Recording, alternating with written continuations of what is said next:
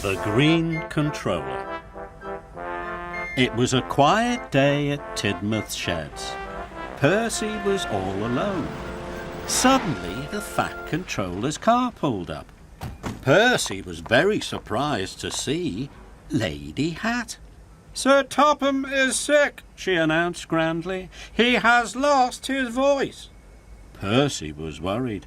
"I hope he finds it soon," he peeped. "Sir Topham has given me a list of jobs," Lady Hat continued. "Listen very carefully.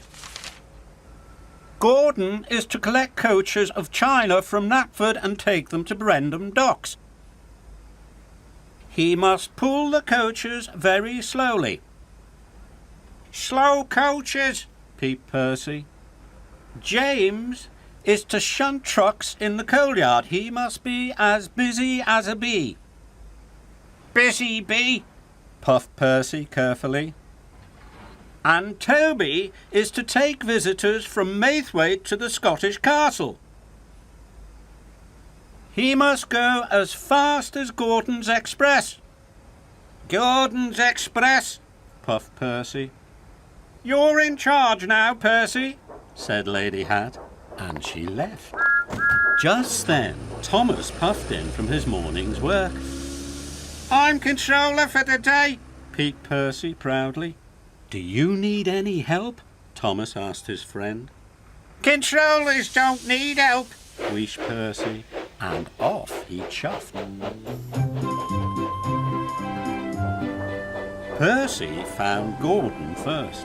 "The Fat Controller has lost his voice," puffed Percy, "so I'm controller until he finds it." Gordon was surprised. Percy tried hard to remember what Lady Hat had said. "You must pull very slow coaches," he peeped proudly.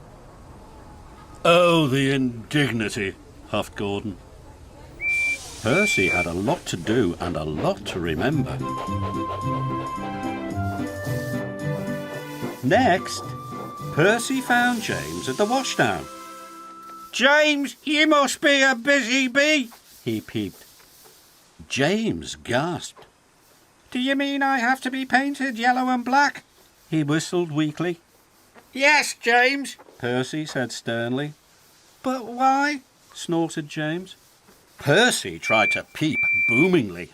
"Because I'm controller." And then Percy puffed off. Next, Percy found Toby. "Toby, you must pull Gordon's Express," he told him. "Why?" Toby asked. He was very puzzled. "That's your job," peeped Percy boomingly. Percy felt very important. Later, Percy decided it was time to check on his engines. He knew that's what the Fat Controller would do. Children were waiting on the bridge. Percy peeped hello. But the children were looking down at the track. Gordon was puffing very slowly down the line. The children began to laugh. "Look at Gordon," they cried. "What a slow coach." Then James stopped at the signal. The children laughed again. "Who is that giant stripy bee?"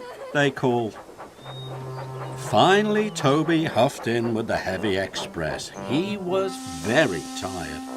Gordon, James and Toby heard the children laughing, and then they saw Percy watching.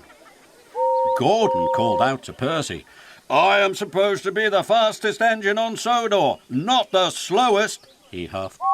"I'm supposed to be the reddest engine," moaned James. "Now no one knows who I am."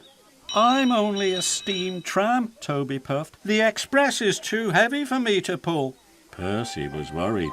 He knew he had made lots of mistakes. Then Thomas puffed up. "What's wrong, Percy?" he asked his friend. "Please help me, Thomas. I can't remember what Lady Hat told me. All the engines are doing the wrong jobs." Thomas thought for a moment. "You must go back over your tracks," he puffed. "You might see things that will help you remember." Percy thought that was a very good idea.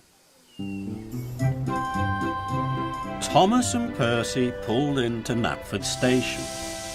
Gordon and slow coaches, puffed Percy. Suddenly, Percy saw crates of china waiting on the platform. That's it, Percy cried. Gordon is to take the china to Brendam Docks. He must pull his coaches very slowly. Percy and Thomas puffed into the coal yards. James must be a busy bee, Percy said slowly. There were lots of grumbling trucks waiting to be shunted. That's it. James is to shunt lots of trucks, so he must be as busy as a bee. Finally, Percy and Thomas arrived at Maithwaite Station. Toby must pull Gordon's express, wheezed Percy.